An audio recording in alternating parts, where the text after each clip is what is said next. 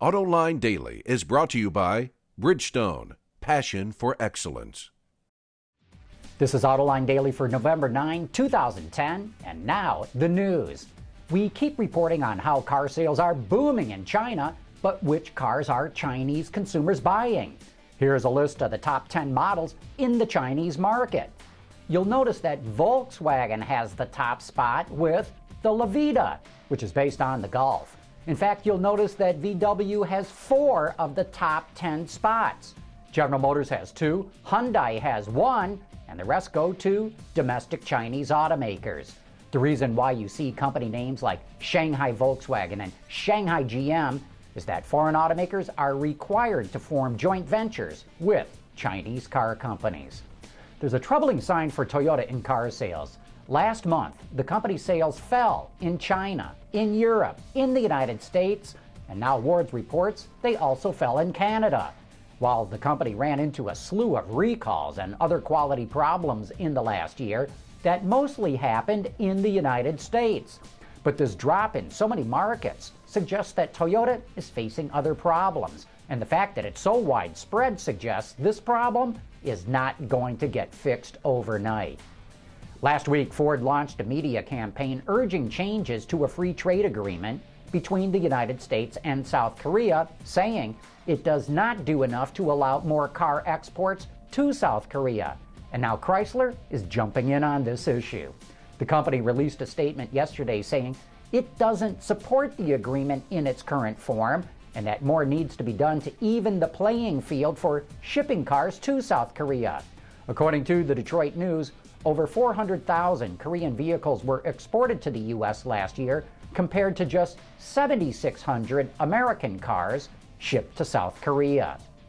General Motors got rid of Oldsmobile and Saturn and Hummer and Pontiac, and now it's shedding another iconic brand. The company announced it will phase out the Mr. Goodwrench brand starting in February. GM says the move will help strengthen the brands it's keeping: Chevrolet, Cadillac, Buick, and GMC. Each will get its own certified service branch to replace Mr. Goodwrench. For example, Chevrolet Certified Service, Cadillac Certified Service, and so on. GM created Mr. Goodwrench back in the 1970s to promote its parts and service dealerships. We all know the merger of equals was something of a joke, at least the first time around. But amazingly, now that Fiat is in charge of Chrysler, it's actually living up to the slogan, and the sharing is going both ways. According to Ward's, there is a possible Alfa Romeo or Maserati application for the Jeep Grand Cherokee platform. According to Sergio Marchioni, there's a real chance Italian-branded utility vehicles could be built off that architecture. Right now, Fiat is contributing 3 platforms to Chrysler: the one that will underpin the next generation Dodge Avenger and Chrysler 200 sedans, plus 3 other Jeeps. Then there's the Fiat 500 and a B-segment car, possibly a 4-door version of the Cinquecento. Breaking with tradition and bowing to reality, Mercedes-Benz is dropping a 4-cylinder engine in its S-Class for the first time in the nameplate's 60-year history. Recently, its competitors have taken the lead on fuel economy with their flagship cars. Audi continues to use aluminum construction on its A8, while BMW is offering 6-cylinder power plants in its 7 Series. But Mercedes is not standing still.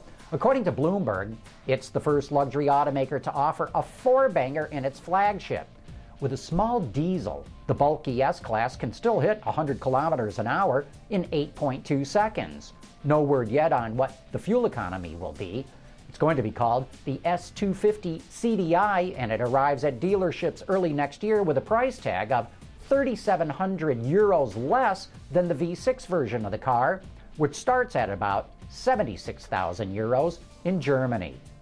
Jaguar has always made terrific interiors, wood and leather and sumptuous appointments. Well, they've done it again with the XJ, and after the break, I'll show you what I'm talking about. Introducing Bridgestone's 3rd generation of run-flat tires with groundbreaking new Bridgestone technologies. Bridgestone run-flat tires offer improved ride comfort, lower rolling resistance, and improved wear while giving you the peace of mind and comfort you need. According to some design critics, the exterior styling on the new Jaguar XJ may not be the company's best effort, but almost everyone agrees the interior is terrific. I recently had the chance to get one for a test drive, and here's what I found. Clearly, the interior styling of the new Jaguar XJ is the strong point of this car. When you get inside, one of the first things that you'll notice is the line that they've created. Starting with the top of the door trim panels, carrying all the way through the top of the dashboard and onto the other side. I just love the feeling that it creates in the cabin. Another thing that you'll notice too are these giant vents that are on the car. Very unlike anything else that you see in most luxury cars. Another styling standpoint that really pops out is the white piping that they've integrated into these black leather seats that also is picked up on the floor mats. Creates a nice continuity of design between the seats and the floor. And of course, all the stitching in the seats is in this white thread contrast, which really makes it stand out. And then you get to this console. In fact, let me start up the engine, because this button that's rising out of the console is all chrome plated, and you go to switch gears and man, is that hot. I mean, you can literally burn your fingers trying to switch gears in this car. And of course, all this chrome looks beautiful until the sun starts coming through and reflecting off it. In fact, you want to drive down the road trying to block the reflection with your arm or throw something over this beautiful console. But I sure wish they had figured out a way to get this beautiful look without this happening. The new XJ is helping bring customers back to Jaguar showrooms, but the brand has a ways to go to get its sales back to a level it was enjoying just a few years ago. And that's today's report on the top news in the global automotive industry. Thanks for watching. We'll see you tomorrow.